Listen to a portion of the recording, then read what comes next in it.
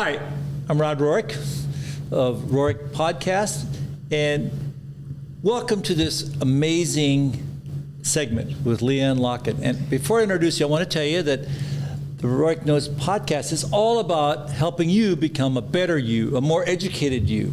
And believe me, with LeeAnne, we're going to take that whole road and make it happen. So, LeeAnne, welcome. Thank you for having me. It's great to have you. So, LeeAnne, you are, an international TV star. You've been you're an actress. You've done, obviously reality TV. You're in Dallas, and so tell me what makes you tick, and who is LeeAnne Locken? Because I get that question a lot. I bet you do. I get it a lot too, and I tell people it really depends on how many cocktails I've had. You know what? I'm a Gemini, and I think what you see when you see my bio and all the things that I've done, I think people do get a little overwhelmed. But the reality is I'm not a good bored person. I'm a great, active, energized part of the community, part of different friend groups, part of wanting to make our city a better place. So yeah. I'm constantly going. And you have good vibes. I like that.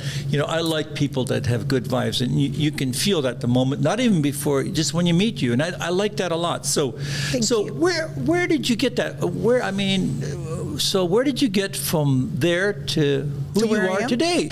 So I was born little old LeeAnne Locken at Bayshore Hospital, and my grandparents raised me in Houston.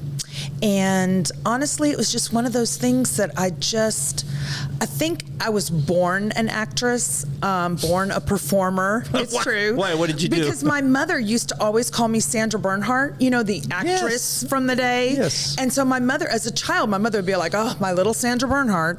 And I love making people happy. I love making people smile. I love edutainment. I love being on and yet helping you learn and grow and become better. And that's really what I've always been, I've just fine-tuned how I did it as the years went on. Right. So what was your path? And then what drives you every day? What gets you out of bed? What's that focus? Coffee gets me out of bed.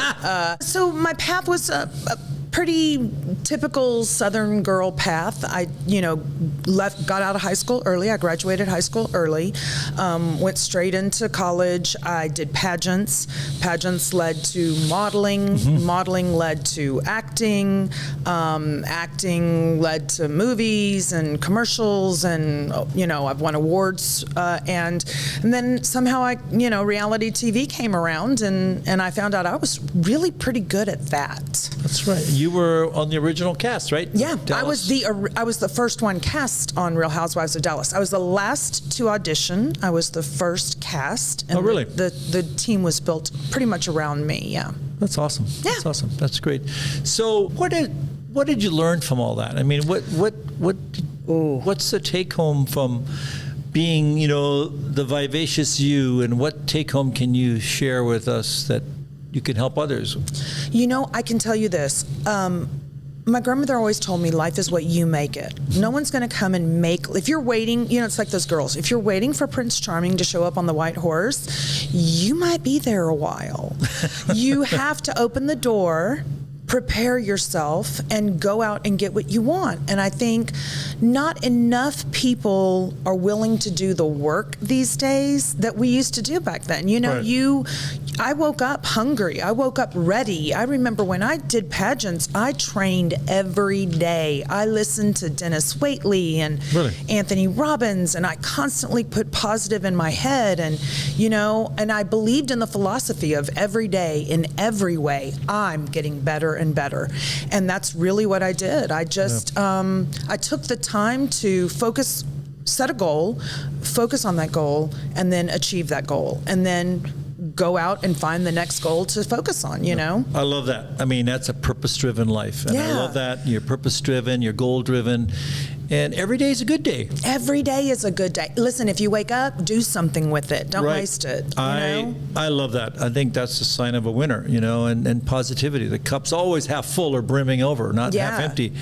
And, we all know those people, I call them life suckers, that suck the life out of you. We do know a few. I know. We all know a few. So having had an amazing life, and you're very young, I'm not that young. He's being very kind. So what is, like, to date in your life, what is your biggest life accomplishment, would you say? Oh, I have so many that I'm really proud of. Give me your top 3. Okay, so this will tell you about my tenacity. One time, I'm both ear prompter and teleprompter proficient, which means I can record a tape recording, it doesn't even matter how long, and I can repeat it while giving a speech. Like, we do that at conventions all the time. So Really? I can do wish some 20 people and 30 nationally minute. could do that. I mean, So what I did was I convinced a local company here that had auditions that I could do it. And so they hired me. And then I was like, okay.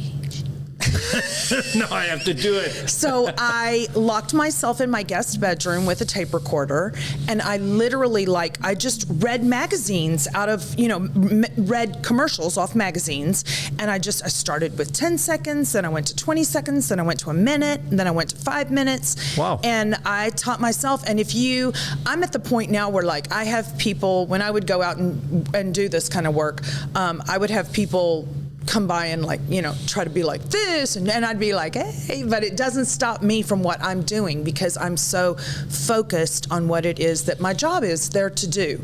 So I'm proud that I taught myself that talent, because that is if you ever see people that do teleprompter, they're like this, and tomorrow on next, and they're just very nervous that they're going to miss the next beat, and I'm just like, da da da da da. Right. And I can even change. I can hear it and change the words even a little bit. So well, that's okay. That's a great accomplishment. It's a talent. It's a talent. It is a talent. That is a talent, and you learn that. And again, you were focused on doing it. So. And I taught myself, and I made myself learn it. And you know what? I ended up making a tremendous amount of money from doing it. And teleprompter. I mean, I learned that at Plano Television Network, and I was the news anchor there for 7 years. Really? Yeah. So, but I think the greatest accomplishment that I've ever made was marrying my husband. Awesome. Yeah. But tell us about your husband. My husband is just a hero in a nutshell. He really is. He was a Dallas police officer for 30 years. He was on the SWAT team for 17. He was entry team leader, so first busting in, last leaving. Oh. Yeah. And, he really is, he's the first man that ever just let me be me, No, but you know what? That must be hard to do. It's very hard. Well, because I can be quite the scary handful human. And I'm aware of that. I'm a Gemini. I love to fly and, right. Over the top. That's joy to me. Great. And so my husband lets me go out and do that and live my life. And then I would come back and he'd be like, how was your night? And I was like, it was really good. Thank you. It was, and he was the first person who trusted me, let me be myself. And then once we were getting ready to get married, he was really he shared his joy of wanting to marry me. Every morning he'd be like, can you believe we're going to get married? And I would just be like, that is so sweet, because he knew that, as a child, I had a real fear of abandonment from my mom. And so for me, I kind of grew up never believing I would get married, never really kind of wanting to, because I didn't have a real big self-worth, something I still work on daily. And he really knew that about me, and he really took the time to help build that in me. And so for that, that's awesome. I found a great life mate. Yeah. You just brought yourself up with your own roots, and great. That's great advice for young men and women today. It really, really is. You know It's what? great. You take your handicaps and make them your handicapables. Whatever that is you think is not good enough, turn around and look at a different perspective. I always say change your view, motion creates emotion. I really truly believe that you have to be your own hero. I totally agree, because guess what? No one else is going to make you their own hero. No one. Unless till you do. Right. if you don't believe in yourself, how is anyone else going to believe in you? If you don't love yourself, how will anyone else love you? Exactly. These are so things that we say, but I think people think we just say them until you learn to really incorporate them in your life. Yeah, you have to embrace them. I mean, God, it's like my elevator talks. I don't know if you follow me on Instagram, but I do elevator talks every day. You got to be your best you, and I think you do. And if you're not your own champion, no one else is. And no one else will. And the best part about it is, honestly, success is really when life. Okay, they say life meets preparation, but if you don't walk in the room ready to be that part, right, that opportunity is never going to happen for you, because you're going to be like, I wish I had done this. Right. You don't want to say that on your deathbed. You will say, hey, I did these 10 things, you know. You know what? Walk in the door ready every day. Take the time. You bet. I tell my kids that every day. Yeah. Lock and loaded. That's just not a Texas saying. No, it's my last name. So, wow, that is so great. I mean, there's a lot of positive things, you know. Be prepared, be yourself, be your best self. Love yourself. And, you know, if you don't love yourself, no one else will. I really do. I really believe that. And I can't, I mean, I see that in sometimes when I see patients. I know you do. know, and they really need to be elevated. And, you know, because, you know, like plastic surgery doesn't make people happy. It's going to help them look better, feel better, but it's not going to make you happy. I think too many people sometimes come with the idea of they're going to be a whole new person, and that's not it. You need to love who you are. Right. I mean, the biggest thing I could ever tell anyone who struggles with, you know, being themselves, God doesn't make mistakes. Right. So he made you. You want to change a little? Change a little. God knows I've changed a lot. I mean, we all have. You know. And we all make mistakes. We all make mistakes, and you know, you move on. You learn from your mistakes. Pick yourself up. Right. That's exactly right. I mean, it's just amazing. Be focused. Be goal driven. Really. Okay. So having said all that, so what do you think has been your biggest life failure? What do you think? You know, I will say this. I don't feel like I have failures. I know I've made them, but I've had a lot of lessons. I've had a lot of heartbreaking lessons. I have learned that if I get pushed to my limits, I react like a phoenix, which is scorched earth policy, and just wait for myself to rebuild. I've done it several times. Which is probably not the best thing to do. No, and I don't recommend it. It's a really long road back. But, you know, I think the failures are what we learn from. Right. You know, I mean, Winston Churchill said it best. He said, you know, if you're in hell, keep going. Keep going. And you know, the failure is a pathway to success. We all know that. And everybody's failed at things in life. I think failure has such a huge connotation, where in reality, it's just a lesson that we didn't succeed at. Listen, when you did math in school, did you quit when you couldn't add 2 + 2? No, you freaking learned it. Right. So learn what works, learn what doesn't, and keep going. You know, if you let a roadblock stop, the best advice I've ever seen is, you can put a rock in the middle of a river. Does the river stop flowing? No, it goes around it. That's right. That's exactly right. So be that river. Find that new way constantly.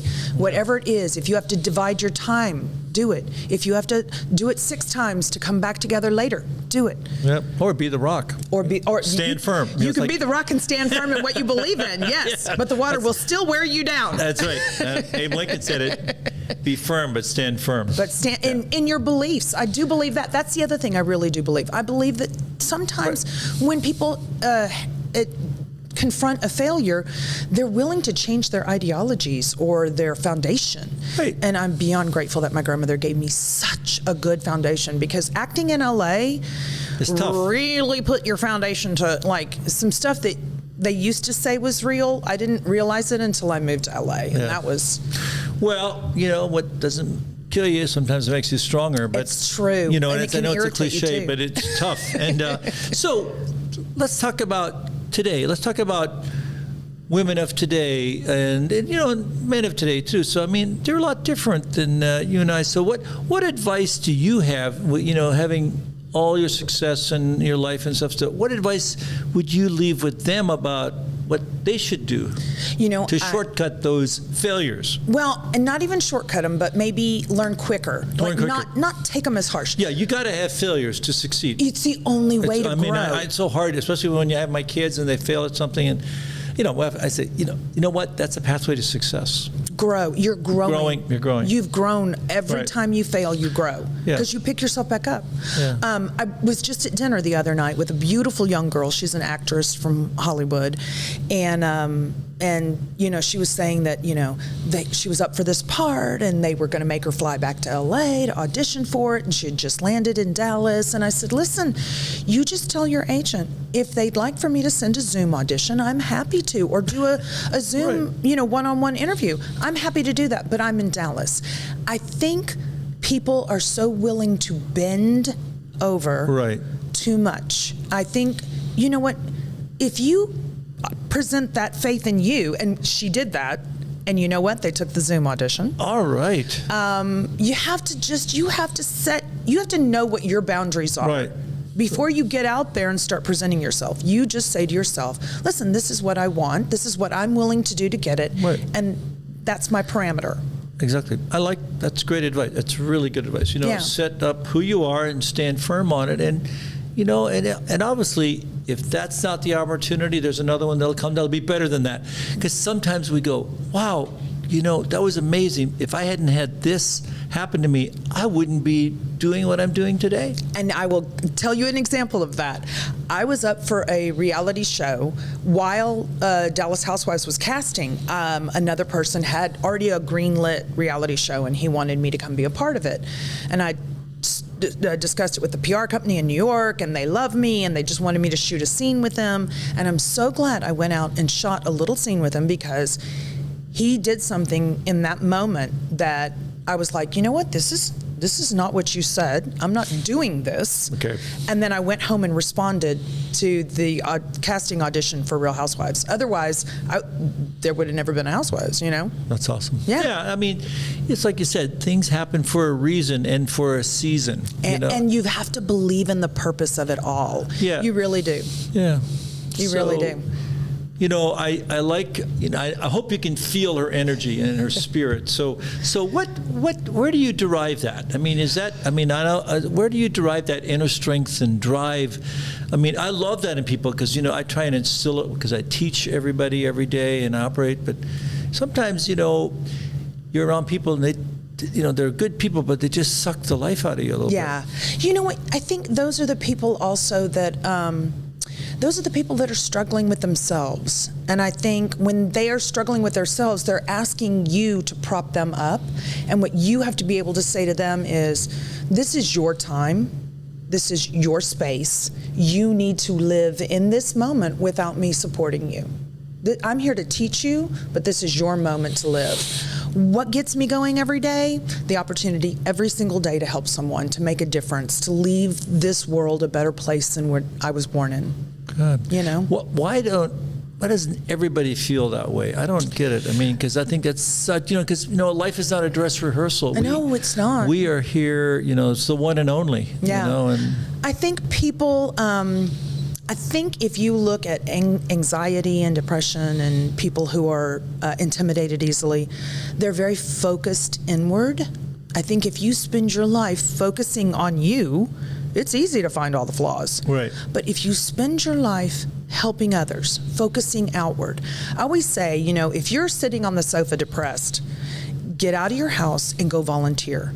Because I can guarantee you someone needs you. Right. Someone needs your help. Someone needs your voice. Someone needs you writing something on a piece of paper. You are needed. Right. And also you're going to say, wow, I didn't know I was as good as I am or have the life I have. And I'm going, wow, I'm helping, you know, deliver food and, you know, and making a difference. Right. And, you know, that's the thing, because you're not focusing on you. Right. You've turned your focus to others. And, you know, I think that's one of the biggest tricks that God did was when we volunteer, when we help others, we get a little high. It's a little happy. Yeah. You know, it's energizing. And maybe that's where I get my energy, is the fact that I've got a car full of stuff for a silent auction right now. As soon as I leave here, I'm going to go meet somebody and drop it off. That's great. Yeah, I know. And I think that's, you know, we do that with our foundation, AIRS, where we help people with that have had breast cancer that can't have breast reconstruction. We help them find, you know, somebody that'll do that for them, and we help them financially and stuff. So, but it's all about, you know, it's in our genetic DNA, isn't it? It's just that sometimes people don't listen to their inner self about what they should do, right? Right. I think sometimes people focus too much on like what they think they should do and not just let it flow about what they really want to do. Right. So how do they find that? How do you find that inner self? I mean, I know it's probably not on Instagram or on social media. It's not. Maybe it's on TikTok, but I doubt it. Not. No, but where is that? Because, I struggle with sometimes with some of my patients and go, what is missing here? Because they have everything. Yeah.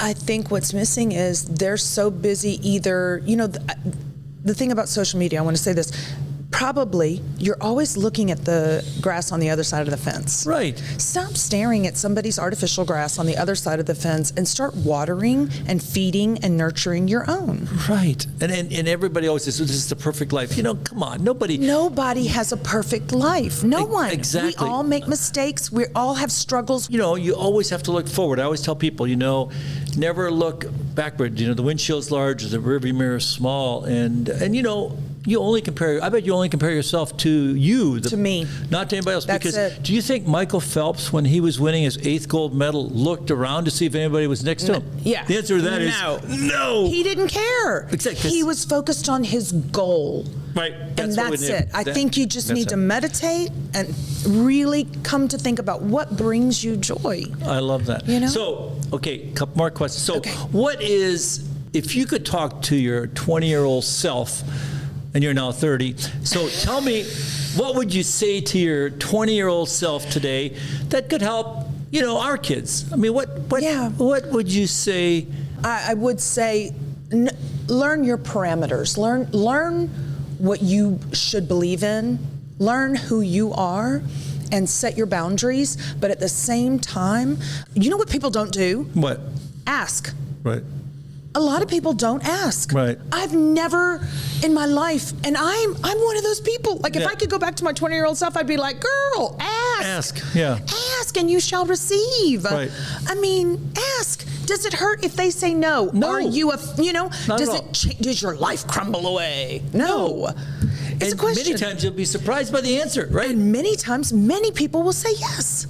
Yeah, I do that all the time. People DM me all the time. They're like, what do you think I should do? And I'm like, ask.